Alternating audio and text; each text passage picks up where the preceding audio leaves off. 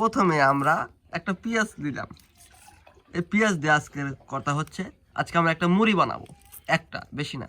ফালতু ব্লগে সবাইকে স্বাগতম, দেখতে থাকুন। একখান মরিচ নিলাম, তো মরিচ আমি কুচু কুচু করে কাটতেছি, তোমরা দেখতে থাকো। আর গেদা গেদিরে কেবা আসাও, বাবা আসাও। আমি ডিশ নিলাম মুড়ি বানানোর লেগে, মুড়ি নিলাম, তারপরে তেল নিলাম, পরে ফালা ফালা হতেছে, ঠিক ওই ডিশে ডাললাম, লবণ দিলাম, আবার দিলাম স্বাদ লাগার লেগে, আবার দিলাম, তো খুললাম, তারপরে এইখানে তেল ডাললাম। তেল খাওয়া শরীরের পক্ষে পুষ্টিকর। তারপর চানাচুর দিলাম, আমি বেশি একটু চানাচুর ডালতেছি যাতে দাঁতে হাতে কর্মর হয়ে খাওয়া যায়। কর্মর হয়ে বাঁচবে নি, খাওয়া যাবে নি, ভালো লাগবে নি। এত পরিমাণ চানাচুর কেনা হচ্ছে যে এক ডিশ হয়ে গেছে।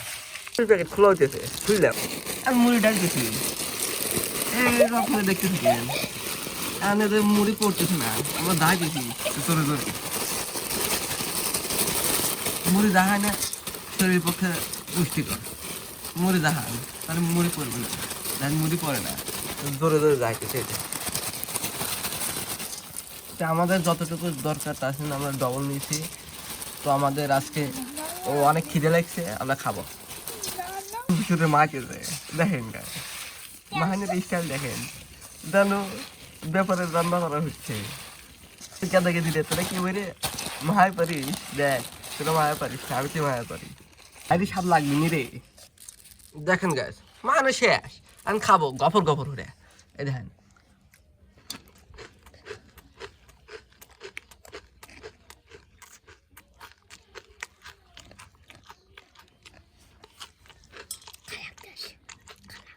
গাছ, দেন আরে স্বাদ।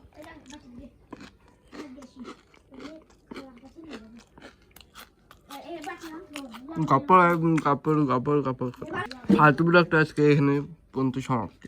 ভালো থাকো সবাই, ভালো আছো।